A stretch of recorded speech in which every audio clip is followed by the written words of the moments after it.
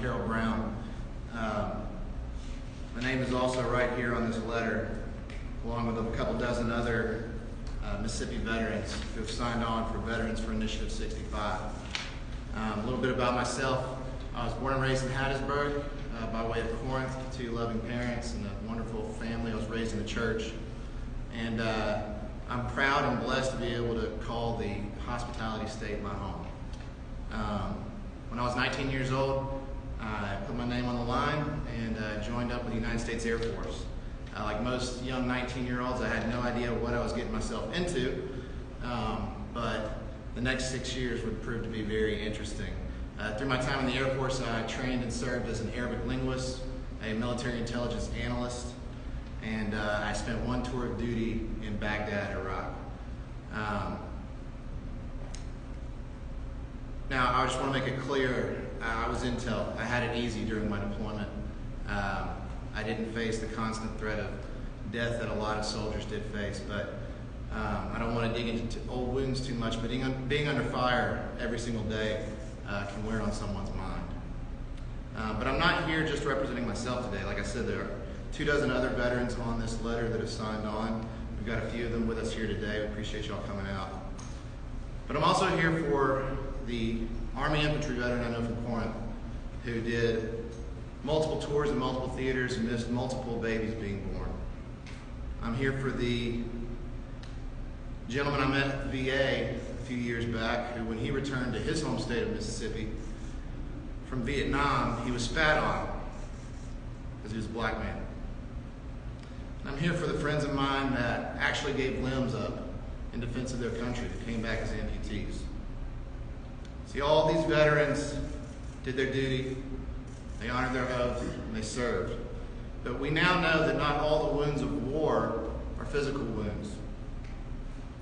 A wise man once observed that we've had a lot of words in American history for this combat condition.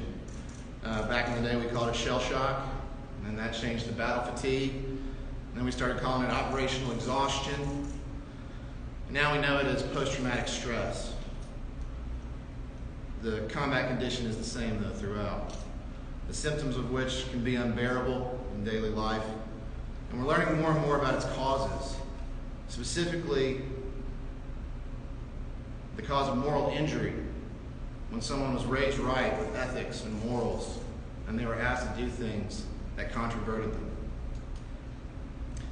And as Cody pointed out, we're losing more and more veterans every single day to the disease of despair, and ought not be that way. But I'm not just here for veterans either.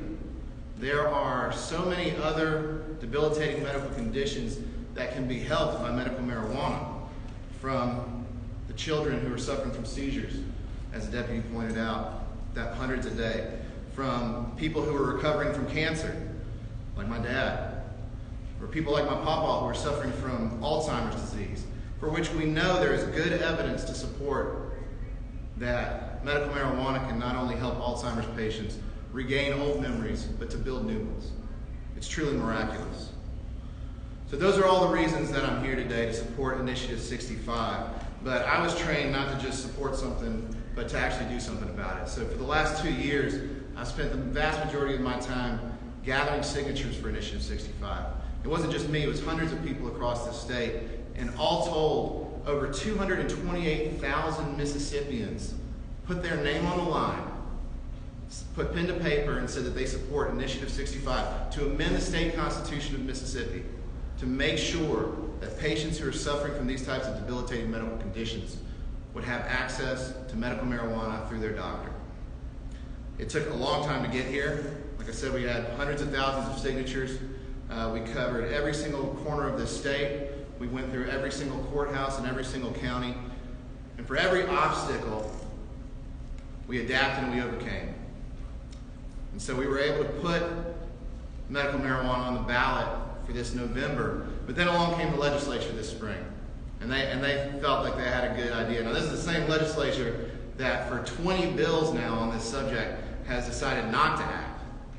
This legislature has been the biggest do-nothing body of people on the issue of medical marijuana that I can imagine. They've had chance after chance. I mentioned Harper Grace's law. This law doesn't even help the little girl that it was written for. So I just have to call out Initiative 65A for what it is. It's duplicative, it's deceptive, and it's a low-down, dirty trick to split the vote. Because the people have already spoken. See, we saw the inaction of our leaders, and we stepped around them through the ballot initiative process. And in Mississippi, that means amending the state constitution. It's no joke, it's big stuff. But these are the same people who want to call themselves our leaders. Well, I've served under excellent, quality leadership before, and that's not what this is. This isn't leadership, it's pathetic if you ask me. And it's a disservice to those of us who actually serve this state, serve this country. They ought to be ashamed of themselves. Like I said, I'm not here for myself.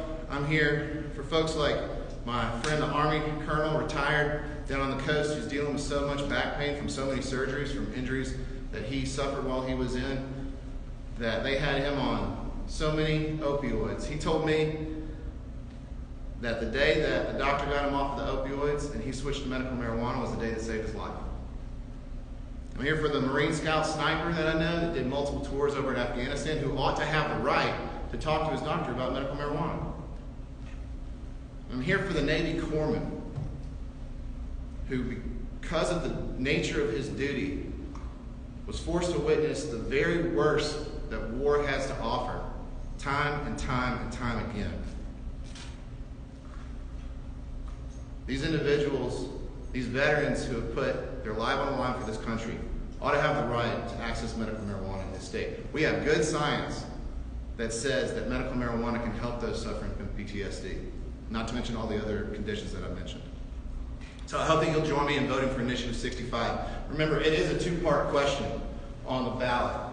This is a part of the dirty trick that the legislature has pulled. They've placed these confusing format on there. If you want to support Initiative 65, if you want to vote for Initiative 65 to put medical marijuana in Mississippi, you have to first vote for approval of either. It's a little bit confusing. And then you have to go down to the second half of the question and vote for Initiative 65. Now, any other combination of answers is not going to help patients in this state. Initiative 65 has a start date of August 2021.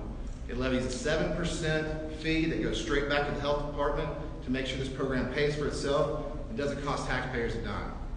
There are strict zoning regulations, and there are a lot of lies going around about 65A. But I'm just here to tell you today, it's a trap. 65A is a blank slate for the legislature to continue to stall and push this further and further down the road, because that's all they seem to know how to do.